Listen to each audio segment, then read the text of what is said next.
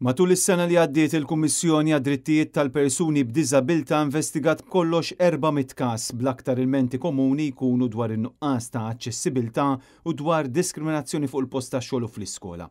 Dan ħareġ minn ċifri pubblikati fir-rapport annwali li jsir minn din il-Kummissjoni. L-istess rapport juri li n-numru ta' persuni b'diżabilità reġistrati ma' CRPD sal-aħħar ta' Diċembru tal-2023 kienu jammontaw għal ftit aktar minn 27,000 persuna.